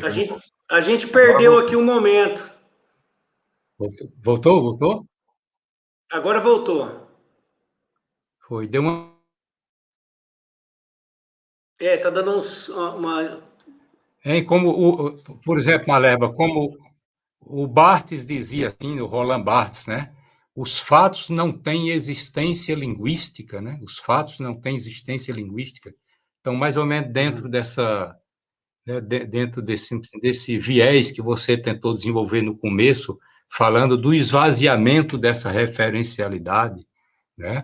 Então, por exemplo, construir as grandes sínteses, mas construir as grandes sínteses sem aquela parafernália de citações, porque esse leitor, evidentemente que ele não vai ler aquilo, que é uma exigência própria da academia, mas sem perder também o foco, né?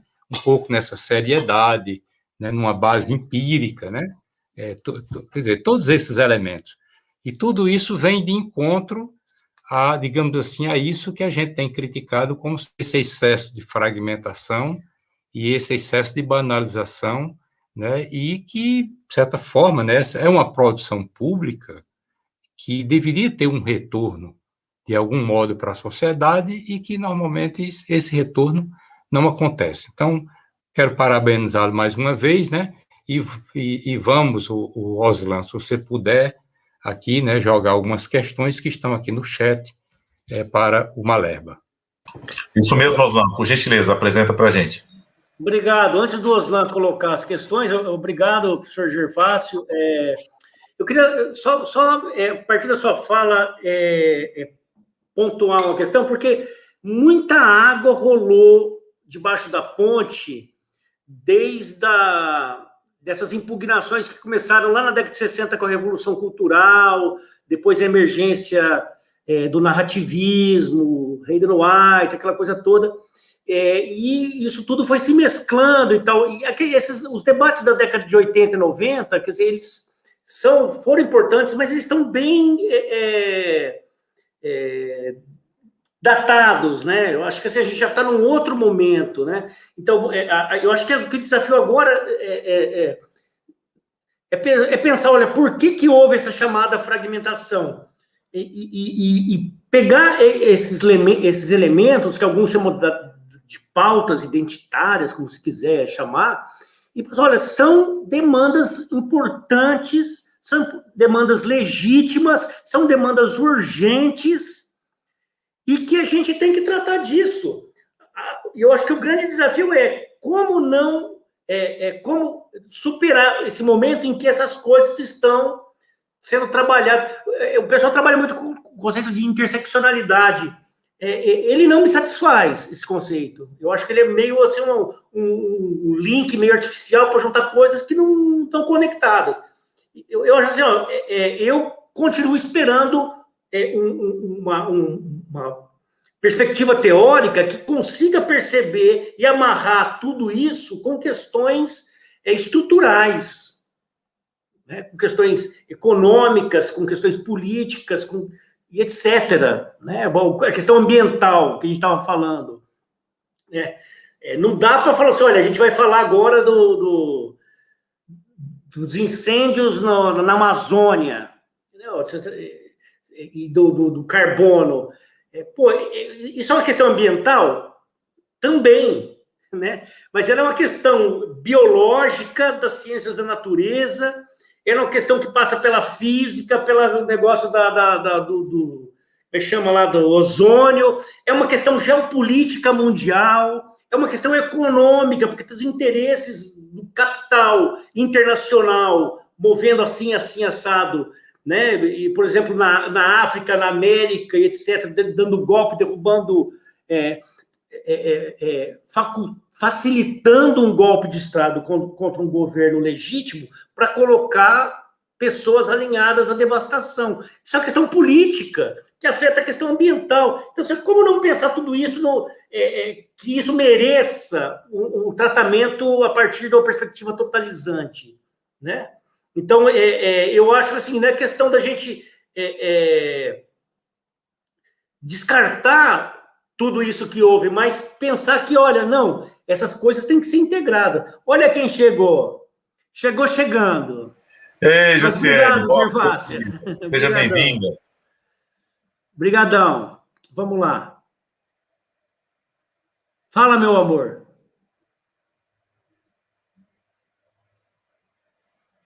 Obrigada. Eu acho que está dando o microfone em outra. Está dando microfone aqui. Tá não, para mim tá legal. Estou te ouvindo bem. Eu estou muito feliz com a participação de muitos que eu estou vendo aqui no YouTube. Né? Algumas perguntas que eu acho que o Oslan vai ter que ler aqui para todas nós. E dizer assim que a síntese da síntese, nada melhor do que o Jurandir para vir trazer exatamente essa reflexão, né? Eu lembro que na minha década de 80, quando eu cursei História, eu, Gervásio, não José Otávio, que é um rapaz muito novo,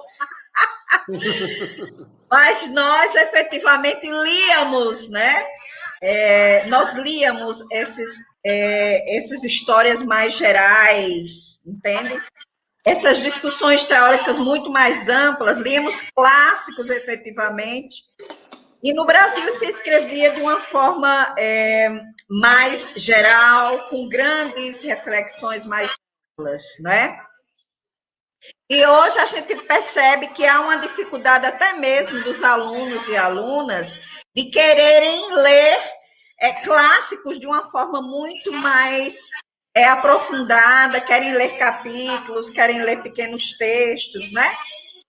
E a história pública, ela é importante hoje, ela traz uma acessibilidade muito mais ampla, não é? Os artigos estão aí em PDF, os livros e etc., temas mais localizados. No entanto, isso, para mim, eu quero que você possa falar um pouco para a gente. A história pública é super importante, ela dá um acesso maior, de maior acessibilidade, discursividade, mas, ao mesmo tempo, a gente percebe que as leituras de clássicos, as leituras, né, dessas grandes sínteses, ficou subsumida muitas vezes e pouco valorizada, até mesmo no ensino de história das nossas licenciaturas, né?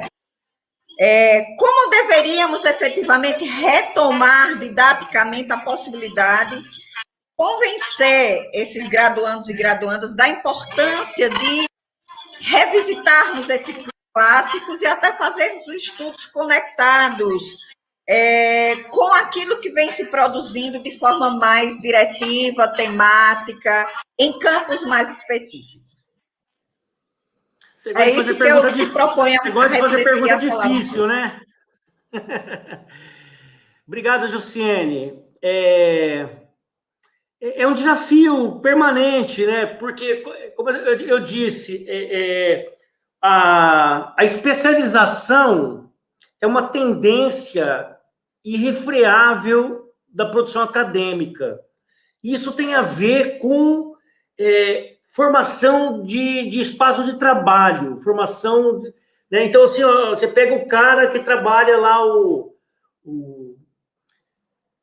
Zé Otávio, trabalha lá em Minas Gerais, né? O meu livro, que é sobre o Brasil no século XVIII. Aí você tem um professor lá na UFOP, por exemplo, ou lá em Juiz de Fora, ou lá em Uberlândia, e aí o cara falou assim, bom, a gente tem um programa de pós-graduação. Eu estudo irmandades religiosas no Brasil colonial ou na América colonial.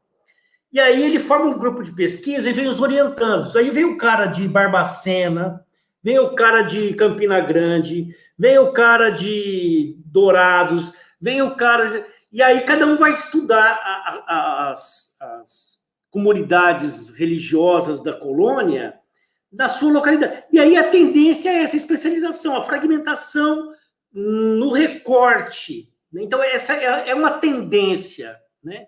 Isso, pô, lá na França, quando começou a história social, os caras se depararam com isso. Olha, como é que a gente faz? Quer dizer, não tinha computador, a história é quantitativa. Fazer com equipes gigantescas de gente que ia contabilizar as coisas, fazer as tabelinhas, processar tudo aquilo, porque não tinha, né? E aí eram equipes enormes e tal, e os recortes foram ficando cada vez menorzinhos e tal. E isso foi um aspecto. O outro foi aquele que eu falei, olha, chegou os caras desacreditaram, falaram assim, ó, não, esse discurso da modernidade é furado, é um discurso eurocêntrico. E é verdade, né? Esse discurso, você pegar a história universal do Hegel, ou de todos aqueles caras que fizeram o progresso da humanidade no século XVIII, e até os caras no começo do século XX, como é que chamava aqueles... Toynbee. Não, essa marcha progressiva da humanidade, a humanidade, assim, o eixo é a Europa, né, e o carro-chefe, e as outras vão se juntando ali e tal. Mas, e aí veio a crítica, falando, a síntese tem que ser debelada por causa disso, ela silencia, é verdade, né? Mas não é possível a gente pensar problemas sem um conceito maior de totalidade. Eu estava lembrando aqui, quando a gente estava falando das, como é que chama? Teorias da dependência no século XIX. As teorias da dependência não têm pesquisa empírica. Né? Os caras fazem ensaios. São grandes sistemas que eles pensam de conexões do centro, periferia, desenvolvimento e blá, blá, blá. São sínteses. Né? E, pô, o que houve de mais contundente no pensamento latino-americano depois das teorias da dependência? Né? Então, eu acho assim que o desafio, quer dizer, são vários desafios, né? Isso tem a ver com tudo, para a gente retomar esse tipo de reflexão no dia a dia. Nos anos 80, eu também estudei, né? E eu lia, a gente tinha lá na UFOP, não tinha biblioteca, estava levantando os centros de ciências humanas, e a gente tinha uma xeroteca. O professor trazia os xerox e a gente esperava, que ficava até ceboso do dedo. Então a gente, pelo amor de Deus, não grifa, não marca o texto. Tinha texto que era inteirinho marcado, tudo era importante. Então, hoje em dia, quer dizer, a própria dinâmica de ensino-aprendizagem mudou, né, e tal. Agora, para trazer o negócio da síntese, eu penso assim, olha, o fato de a editora da Fundação Getúlio Vargas investir num projeto de produzir uma grande síntese do Brasil em 5 volumes, né, porque eu não fiz uma síntese da história do Brasil, eu fiz do período. Isso pode ser um sintoma de uma demanda que existe, latente, as pessoas precisam. Eu acho que a síntese vai formar vai pagar um papel importante, desenvolver um papel importante para a formação, como a gente teve, né? E também, do ponto de vista mais teórico, se a gente conseguir avançar de fazer sínteses cada vez mais complexas, onde essa pluralidade de elementos e de atores e de questões consigam ser integradas, né? Mas para isso a gente precisa fazer uma discussão do que é síntese. O que é síntese? Né? Eu falei, olha, a síntese não é só um subgênero da história, né? Existe o estudo monográfico e a síntese. Não, a síntese é uma operação mental, cognitiva, que você usa dentro do... Mesmo o estudo mais monográfico tem lá um momento que o cara tem que fazer uma síntese, né? Então, a gente tem que discutir um pouco mais, falar, olha, o que a gente vai entender por síntese? Como que a gente vai lidar com isso? Como é que a gente vai ensinar isso? Como a gente vai praticar isso, né? E nós, historiadores e historiadoras, procurar ocupar os espaços que a gente tem, ou criar espaços onde a gente não tem, para começar a produzir esse tipo de coisa, né?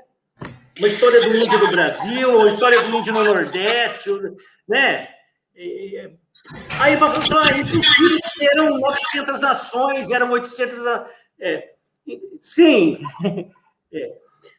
não chega a ser uma síntese, são vários autores, não são? Mas, de alguma forma, abarca o Brasil inteiro. É uma forma nova de síntese, meu amigo. Tem que ter criatividade. É lógico. Mas a questão Deixa é eu fazer propaganda do livro, pelo amor de Deus. Mas é lógico, seja muito bem-vindo, que tem uma linda fortuna crítica, sem dúvida. Olha, o professor Gervásio, Jurandir, só quero dar um pontinho. O nosso mestre maravilhoso, professor Gervásio, ele fez um comentário que eu gostaria que ele falasse desse comentário para você e para o público. Professor Gervásio, por favor, leia a vossa reflexão. Liga o áudio, por gentileza, e faça essa intervenção para que o Jurandir possa pensar conosco, por favor. Você colocou aqui no privado. Agora que eu vi aqui. Tá. Vamos lá, Gervásio. Liga o áudio. Sim, que eu acabei de escrever agora. Eu escrevi aqui ao lado, é isso? Não, Exatamente. Malherbe, eu coloquei aqui para o pessoal que está acompanhando aqui, uma passagem clássica do Marc Bloch, né? Está na Apologia da História, né? E a gente lembra muito um dos livros que você citou, que é uma grande síntese, né? Que é a Sociedade Feudal, do Bloch, né? Interessante que é Sociedade Feudal no título, no singular, mas quando a gente abre a obra, ela no interior da obra é Sociedades Feudais, né? Uhum. Tem até uma certa ousadia do Bloch, que ele faz uma certa tipificação para comparativamente, né, meio que um mestre do comparatismo, para comparar o feudalismo europeu a partir de determinadas caracterizações, né, formando ali um tipo, digamos assim, né, sociológico, para comparar com o feudalismo japonês, né? Mas aí, nesse grande livro de síntese, eu acho que dali, né, ele tira lições, talvez, que tenha colocado ali na Apologia, né? Então, lá na Apologia tem uma passagem que é famosa, que é quando o Bloch diz assim, estudar apenas um aspecto da realidade, né? Por exemplo, o homo philosophicus, ou então apenas o homo politicus, ou apenas o homo economicus, é uma ficção de trabalho. Aí, na sequência, o Bloch diz, na verdade, há que estudar todo o meio humano. Ou seja, mais ou menos o que ele fez na sociedade feudal, né? Porque ali você tem o quê? É um continente, é o recorte, né? Que é o continente europeu, embora a maior parte ele dedica à própria Gália, mas, né, francesa, mas é o feudalismo na Europa durante 4 séculos. Ó, um continente durante 4 séculos. Né? Veja que grande síntese, né? Então, ao mesmo tempo que ele está tratando aqui das relações de suzerania e vassalagem, está tratando aqui daquelas caravanas, né? Daquelas relações econômicas, da relação com o servo da gleba tal, ele está tratando também das maneiras de sentir e pensar, como era que lá no medievo, né? Se concebia o tempo, por exemplo, como era que eles recepcionavam, por exemplo, os menestréis, né? De como, por exemplo, os trovadores pegavam aquelas obras aquelas obras e levavam para as feiras, para dentro dos feudos, né? Recriavam, né? Eles recriavam, digamos assim, né? Aqueles poemas populares, fez um uso significativo da canção de Rolando para fazer assim um mergulho no cotidiano sobre as maneiras de sentir e pensar, que é como se fosse ali um preâmbulo de uma futura história das mentalidades, né, que surgiria depois na tradição ali da própria geração dos análises. Então, do ponto de vista dessa noção de síntese, né, eu acho que é um exemplão assim, né, maravilhoso, essa obra do Bloch, né, que lá na Apologia ele retoma, dizendo, recortar um aspecto é uma ficção de trabalho. Aí isso lembra um pouco aquilo que você está colocando, né, sobre a necessidade de síntese, né, na comparação, digamos assim, com essa coisa de ficar apenas com a fragmentação, né, e tudo mais. Perfeito, professor Gervásio. Corrobora o que a gente estava falando aqui, não tem a menor dúvida. Eu acho que isso acontece um pouco, por um lado, por aquela questão institucional, né, da especialização, e por outro, por aquilo que a gente chama de fetiche do objeto, né?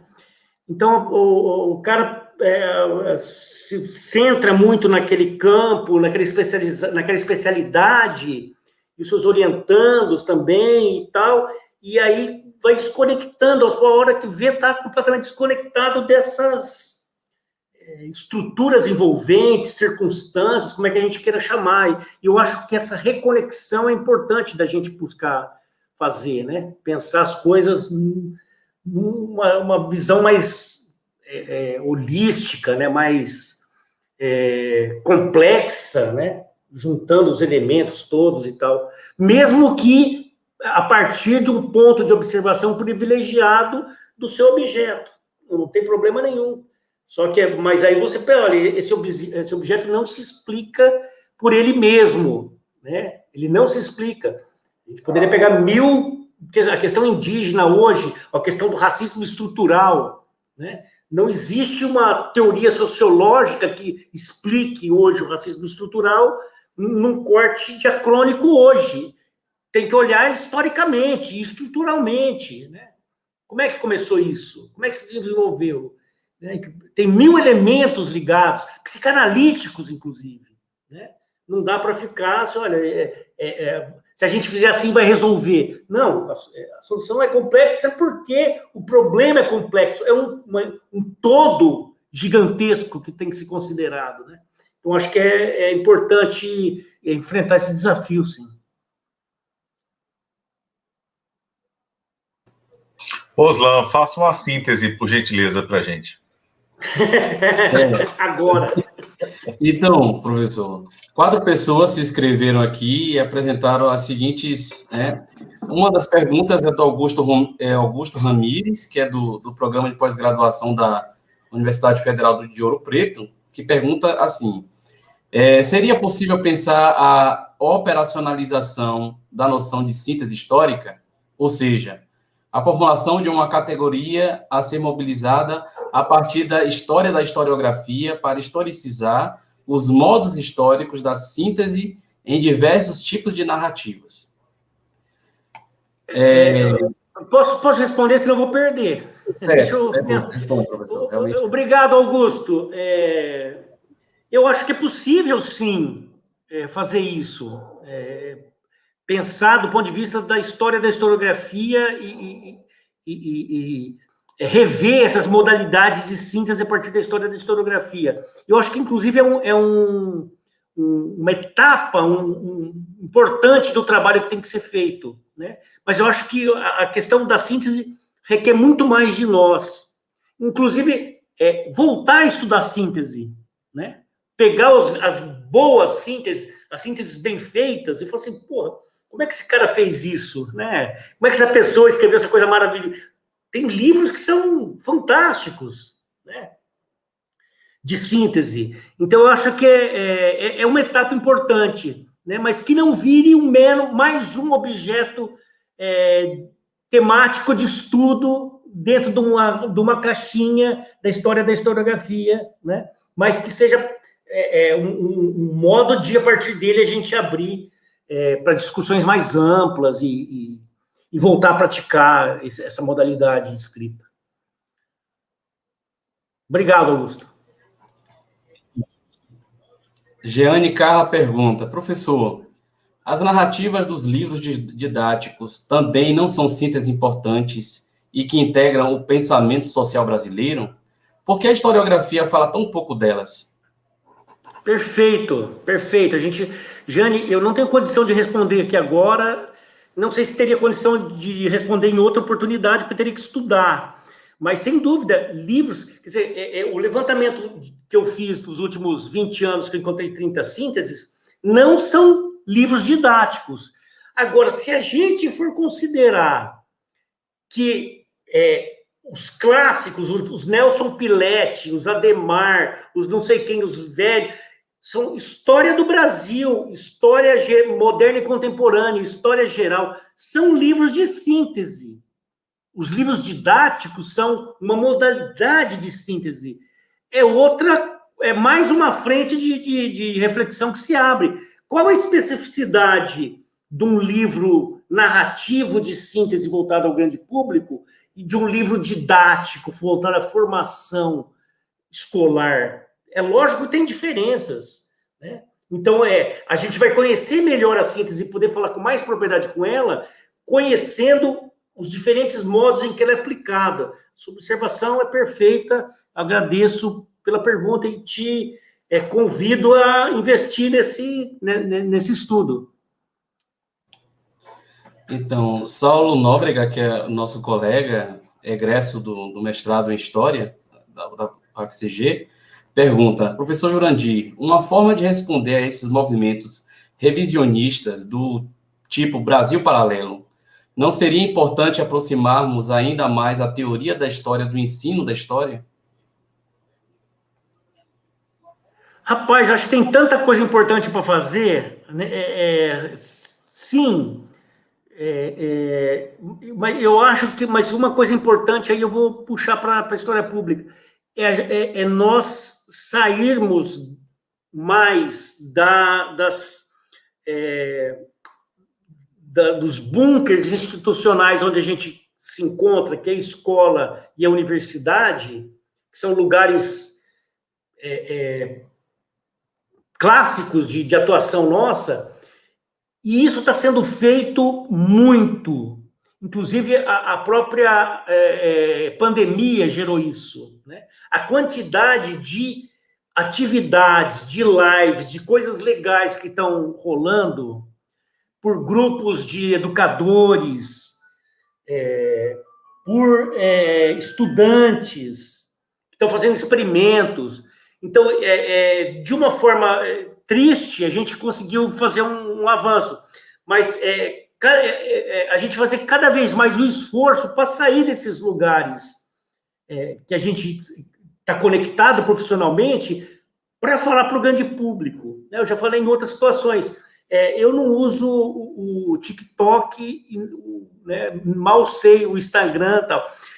Não é da minha geração. Mas tem gente fazendo o diabo com essas coisas. E dá para fazer, eu sei que dá, eu não sei. O que eu sei fazer é escrever. Mal e porcamente, mas a gente foi treinado para isso. Então, o público maior que eu quero alcançar ainda é esse público letrado, que lê por fruição, etc. e tal. E é onde eu quero cada vez mais escrever para grande público. Não descarto a hipótese, talvez, de trabalhar com ensino de alguma maneira. Eu nunca trabalhei com ensino. Trabalhar com livro didático. Eu quero falar para muita gente. E quero falar principalmente para os jovens. Entendeu? E a gente não vai fazer isso fazendo aqueles estudos. Uma vez um aluno meu foi fazer fez uma tese, e aí ele fez um negócio super legal, que ele discutia alguns conceitos numa circunstância. Eu não vou dar detalhes para não identificar a pessoa e o orientador e a instituição.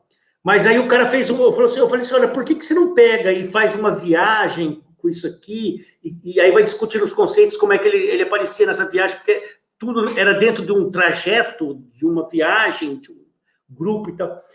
E aí ele fez isso aí, e na banca, um colega de instituição meu falou assim, muito bacana essa narrativa sua, bem saborosa, tal, que você vai contando e tal, mas isso aí é uma narrativa, você fez para quem? Né? Quem vai ler tua tese são 5 caras, esses 5 que estão sentados aqui na sua frente, vão ler sua tese, ninguém vai ler sua tese. Não, vai se fuder, cara, sabe? Eu quero escrever a tese, eu quero ter 30 mil, 50 mil, 100 mil leitores. Por que o cara não pode fazer uma tese que é conceitualmente bem construída, teoricamente fundamentada, com pesquisa empírica de qualidade, e uma tese bem escrita, e que fuja daqueles modelitos caretinhas, né, de introdução teórica, capítulo 1, contextualização, capítulo 2, não sei o que, capítulo 3, a fonte. Porra, para com isso aí já está asfixiando a gente, né? E então o negócio assim, é a gente falar para mais gente mesmo, buscar atingir mais públicos e por todos os meios possíveis, né? A escola é um deles, vai ser sempre, né? A formação vai ser sempre, mas cada um com a sua criatividade, buscar os meios, né? As plataformas para buscar esse público, e, inclusive para fazer frente a essas narrativas negacionistas e tudo mais. Ícaro tá Batista, acabando, né? Já, essa é a última. Ícaro Batista pergunta. Professor, boa noite, eu sou estudante de graduação da Universidade do Estado da Bahia. Você poderia falar um pouco sobre a ideia de história global ou conectada das pesquisas atuais em detrimento da fragmentada? Obrigado pela pergunta, é uma pergunta complexa. A gente não pode... a gente tem que ter cuidado com os conceitos, né? Não está global por um lado e fragmentado por outro. Alguns conflitos estão entre os praticantes da microhistória, né? Dos microhistoriadores, que olham no microscópio, né? Segundo a metáfora do Hobson, e os que olham no telescópio, e agora a história global, conectada, comparada, etc. e tal. Eu não tenho como aprofundar isso aqui agora. Eu recomendo para você um texto do João Júlio e da Monique Sochachevsky. João Júlio... como é que é o sobrenome do João Júlio? Gomes dos Santos. Saiu na revista Tempo, e ele faz um balanço, acho que em 2017, 2018, procura lá, e ele faz um balanço das vertentes da história global e como isso está chegando ao Brasil, e dá uma introdução bem interessante para você procurar. É um caminho possível. Quer dizer, eu acho que o duro é quando surgem as coisas e as pessoas se encastelam nela e colocam a bandeirinha e falam assim, ó, eu sou microhistória, eu sou história ambiental, eu sou da trupe da história global, a gente é historiador, né? Tudo serve e tudo passa.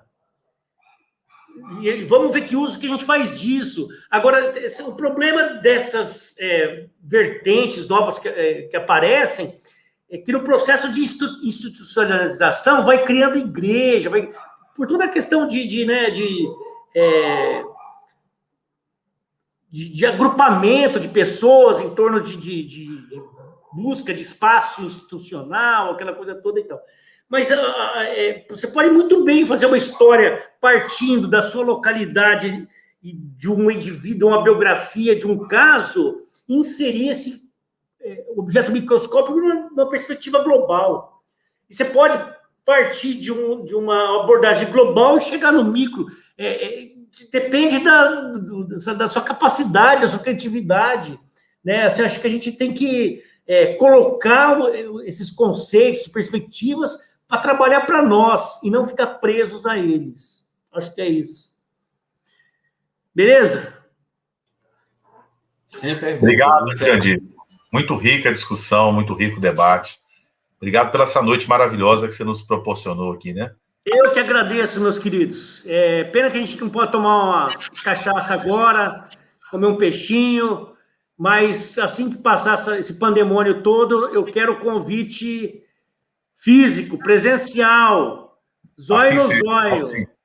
Tô lascada. A gente faz aí, tá bom? Eu agradeço a vocês, foi muito prazeroso, espero que tenha sido útil para a comunidade toda aí, e obrigado para quem teve a paciência de nos acompanhar. Foi sim, Obrigado. Mas tem uma coisa muito interessante que a gente vive de memória, né, meu companheiro?